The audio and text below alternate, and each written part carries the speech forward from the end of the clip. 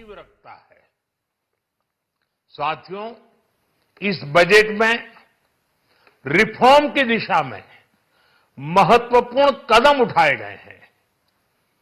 Nuclear energy में private sector को बढ़ावा देने का निर्णय बहुत ही ऐतिहासिक है। ये आने वाले समय में सिविल न्यूक्लियर एनर्जी का बड़ा योगदान देश के विकास में सुनिश्चित करेगा।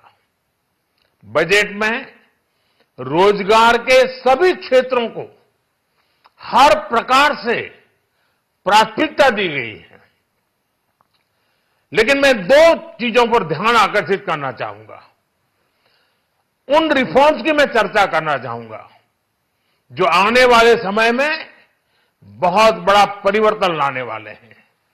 एक, इंफ्रास्ट्रक्चर स्टेटस देने के कारण भारत में बड़े शिप्स के निर्माण को बढ़ावा मिलेगा। आत्मनिर्भर भारत अभियान को गति मिलेगी। और हम सब जानते हैं कि शिप बिल्डिंग ये सर्वाधिक रोजगार देने वाला क्षेत्र है। उसी प्रकार से देश में टूरिज्म के लिए बहुत संभावना है। महत्वपूर्ण 50 टूरिस्ट डेस्टिनेशन, वहां पर जो होटल्स बनाएंगे, उस होटल को पहली बार इंफ्रास्ट्रक्चर के दायरे में लाकर टूरिज्म पर बहुत बल दिया है। इससे हॉस्पिटैलिटी सेक्टर को, जो रोजगार का बहुत बड़ा क्षेत्र है, और टूरिज्म जो रोजगार का सबसे बड़ा क्षेत्र है, एक प्रकार से चारों तरफ रोजगार के अवसर पैदा करने वाला एक क्षेत्र को ऊर्जा देने वाला काम करेगा। आज देश विकास भी विरासत भी इस मंत्र को लेकर चल रहा है। इस बजट में भी इसके लिए भी बहुत महत्वपूर्ण और ठोस कदम उठाए गए हैं। 1 करोड़ पांडुलिपियों के लिए संरक्षण के लिए, मैन्युस्क्रिप्ट के लिए ज्ञान भारतम मिशन लॉन्च किया गया है।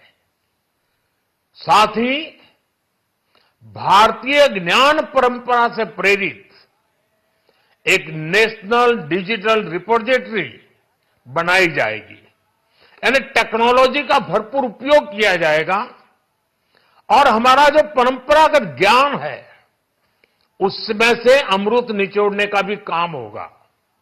साथियों, बजट में किसानों के लिए जो घोषणा हुई है वो कृषि क्षेत्र और समूची ग्रामीण अर्थव्यवस्था में नई क्रांति का आधार बनेगी। पीएम धन धान्य कृषि योजना के तहत 100 जिलों में सिंचाई और इंफ्रास्ट्रक्चर का डेवलपमेंट होगा। किसान क्रेडिट कार्ड की लिमिट 5 लाख तक होने से उन्हें ज्यादा मदद मिलेगी। साथियों, अब इस बजट में 12 लाख रुपए तक की आय को टैक्स से मुक्त कर दिया गया है। सभी आय वर्ग के लोगों के लिए टैक्स में भी कमी की गई है। इसका बहुत बड़ा फायदा हमारे मिडिल क्लास को, नौकरी पेशे करने वाले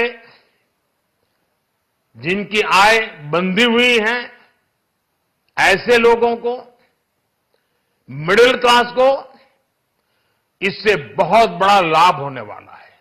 उसी प्रकार से जो नए नए प्रोफेशन में आए हैं, जिनको नए नए जॉब मिले हैं, इनकम टैक्स की ये मुक्ति उनके लिए एक बहुत बड़ा अवसर बन जाएगी।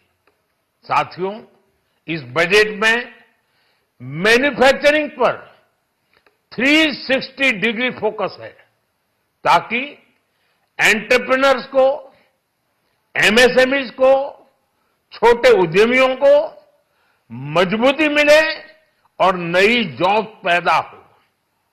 नेशनल मैन्युफैक्चरिंग मिशन से लेकर clean tech, leather, footwear, toy industry जैसे अनेक सेक्टर्स को विशेष समर्थन दिया गया है।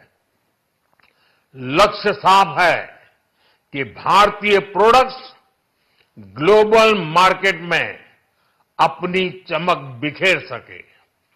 साथियों, राज्यों में इन्वेस्टमेंट का एक वाइब्रेंट कॉम्पिटिटिव माहौल बने, इस पर बजट में विशेष जोर दिया गया है। एमएसएमईज और स्टार्टअप के लिए क्रेडिट गारंटी को दोगुना करने की घोषणा भी हुई है। देश के एससी, एसटी और महिला जो नए उद्यमी बनना चाहते हैं, उनको 2 करोड़ रुपए तक के लोन की योजना भी लाई गई है, और वो भी बिना गारंटी।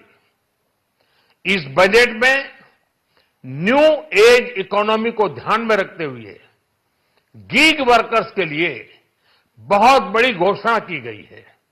पहली बार गीग वर्कर्स का ई श्रम पोर्टल पर रजिस्ट्रेशन किया जाएगा। इसके बाद इन साथियों को स्वास्थ्य सेवा और दूसरी सोशल सिक्योरिटी स्कीम्स का लाभ मिलेगा।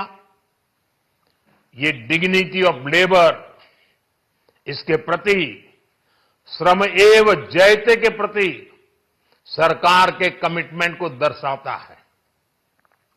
रेगुलेटरी रिफॉर्म से लेकर फाइनेंशियल रिफॉर्म्स, जन विश्वास 2.0 जैसे कदमों से मिनिमम गवर्नमेंट और ट्रस्ट बेस्ड गवर्नेंस के हमारे कमिटमेंट को और बल मिलेगा।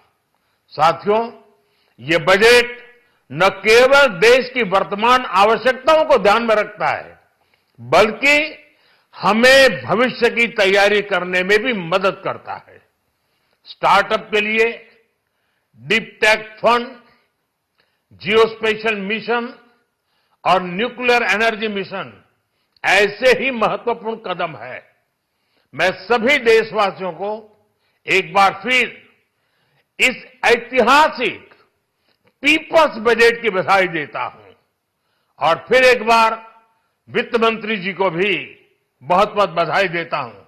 बहुत बहुत धन्यवाद।